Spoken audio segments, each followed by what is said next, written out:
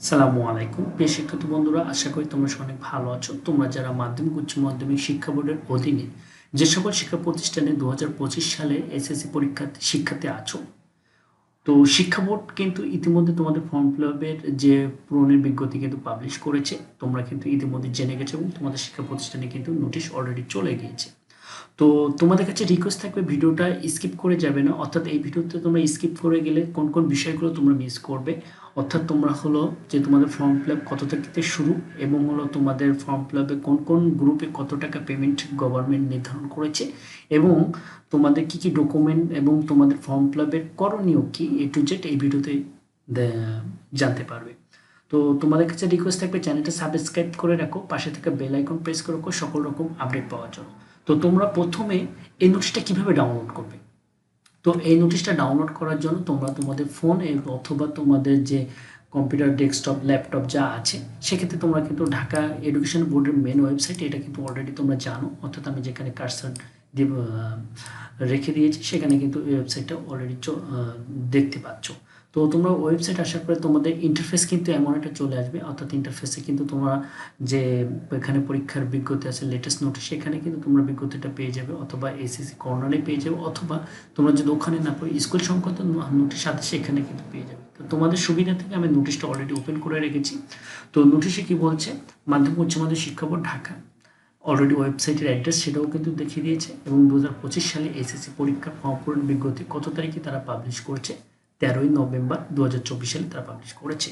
তো প্রথমে আমি কিছু এখানে হেডলাইন পড়ে দিচ্ছি।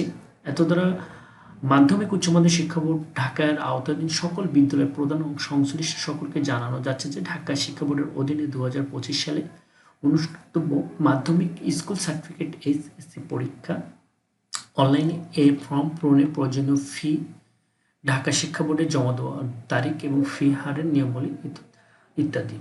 তো এখানে 1 নম্বর অনলাইনে, এটা হলো কলেজ কর্তৃপক্ষ, অর্থাৎ কলেজ কর্তৃপক্ষ 28 নভেম্বরে তোমাদের যে প্রতিষ্ঠানে আছো সেই কলেজ প্রতিষ্ঠানে তাদের শিক্ষা বোর্ড কর্তৃক যে সফটওয়্যার এবং ইউজার আইডি দিয়ে তারা কিন্তু এই লিস্টটা ডাউনলোড করতে পারবে, অর্থাৎ তোমাদের শিক্ষা প্রতিষ্ঠানে কতজনকে রেজিস্ট্রেশন হয়েছিল এবং যারা ইরেগুলার স্টুডেন্ট ছিল, ইমপ্রুভমেন্ট স্টুডেন্ট ছিল, সব কিছু লিস্ট এই ফর্ম ফিল আপে এই সেকশনটা দেখাবে। এটা কলেজ কর্তৃপক্ষ, স্কুল কর্তৃপক্ষ। দ্বিতীয়টা হলো, 3 নম্বরটা হলো তোমাদের দেখো এখানে যে ফর্ম ফিল আপ শুরু এবং সর্বশেষ তারিখ তারা কি বলছে, অর্থাৎ পরীক্ষার ফি জমা দেওয়ার সর্বশেষ তারিখ বিলম্ব ফি, অর্থাৎ তোমার 10 বা ডিসেম্বর 2024 থেকে 15 ডিসেম্বর 2024 পর্যন্ত।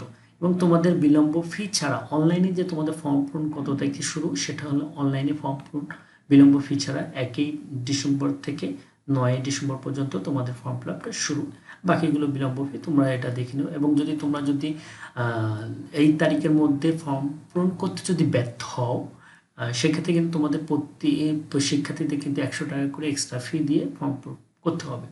এবং দ্বিতীয় অপশানে যে তোমাদের যে ফর্ম পূরণের শিক্ষার্থীদের যে কোন বিভাগে কত টাকা, সে কিন্তু এইটা হলো তোমাদের হলো যে কেন্দ্র যারা আছে সেদের ক্ষেত্রে 4 নম্বর পরীক্ষার মাধ্যম, সেই কেন্দ্র কত টাকা পেমেন্ট কি বৃত্তান্ত এটা কিন্তু অলরেডি বলে দিয়েছে। এই যে পরীক্ষার্থীর ফর্ম পূরণের মোট ফি, অর্থাৎ এটা হলো তোমাদের বিজ্ঞান বিভাগ নিয়মিত চতুর্থ বিষয় সহ তোমাদের হলো বোর্ড ফি হলো 1725 টাকা, কেন্দ্র ফি 515 টাকা এবং ব্যবহারিক ফি সহ 2240 টাকা হলো বিজ্ঞান গ্রুপের জন্য। ব্যবসা গ্রুপের জন্য এখানে অলরেডি বলা আছে ব্যবসা গ্রুপের জন্য 2120 টাকা সর্বমোট, এবং হলো মানবিক বিভাগের জন্য চতুর্থ বিষয় সহ বোর্ড ফি 1635 টাকা এবং কেন্দ্র ফি 485 টাকা, টোটাল 2120 টাকা। এবং তোমরা যদি বিলম্ব ফি দাও সেক্ষেত্রে কিন্তু 100 টাকা দিতে হবে নির্দিষ্ট টাইমের মধ্যে যদি তোমরা ফর্ম পূরণ করতে ব্যর্থ।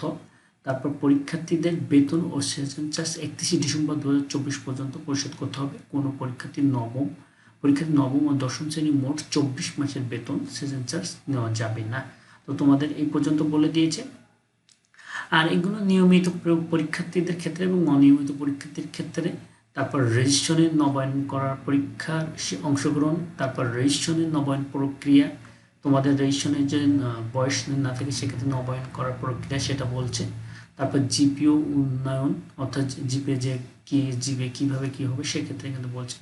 বহিষ্কৃত পরীক্ষার্থী তারপর চতুর্থ বিষয় সুবিধা এবং পাঠ্যসূচি কী হবে। পাঠ্যসূচির বিষয় কিন্তু খুব ইম্পর্টেন্ট, অর্থাৎ 2025 সালে এইচএসসি পরীক্ষার পূর্ণাঙ্গ সিলেবাসে পরিণত প্রশ্নপত্র পরীক্ষার্থীরা নিয়মিত এবং অনিয়মিত মাননীয় পরীক্ষায় অংশগ্রহণ করবে। 2 নম্বরকে সকল শিক্ষাবর্ষের শিক্ষার্থীদের ক্ষেত্রে শারীরিক শিক্ষা, স্বাস্থ্য বিজ্ঞান ও খেলাধুলা এবং ক্যারিয়ার এডুকেশন বিষয় এনটিসিবি এর নির্দেশনা অনুসারে ধারাবাহিক মূল্যায়নের মাধ্যমে প্রাপ্ত নাম্বার শিক্ষা প্রতিষ্ঠান সংশ্লিষ্ট কেন্দ্র পাঠাতে। অর্থাৎ তোমাদের কিন্তু ব্যবহারিকের যেটা থাকে হলো শারীরিক শিক্ষা ক্যারিয়ার এডু, এই নাম্বার কিন্তু কেন্দ্রকে পাঠাতে হয়। কেন্দ্র তাদের ঢাকা শিক্ষা বোর্ডের ওয়েবসাইটে কিন্তু অনলাইনে প্রেরণ করে। তারপর নির্বাচনীয় পরীক্ষার ক্ষেত্রে ইতিমধ্যে কিন্তু বলে দিয়েছে। দেখো নির্বাচনীয় পরীক্ষার ক্ষেত্রে কি বলছে, জিপি উন্নয়ন পরীক্ষার্থী এবং যে সকল পরীক্ষার্থী ইতিমধ্যে এইচএসসি পরীক্ষা অংশগ্রহণ করেছে অকৃত হয়েছে তাদের ব্যতীত নির্বাচনী পরীক্ষায় অংশগ্রহণের সকল পরীক্ষার্থীর জন্য বাধ্যতামূলক। তো এই ভিডিওটা এই পর্যন্ত রাখতে চাচ্ছি। এই নিয়ে তোমাদের কোনো প্রশ্ন এবং মতামত থাকলে তোমরা প্রশ্ন করবে, তোমরা কমেন্ট বক্সে প্রশ্ন করবে। তোমরা ভালো থাকবে, সুস্থ থাকবে।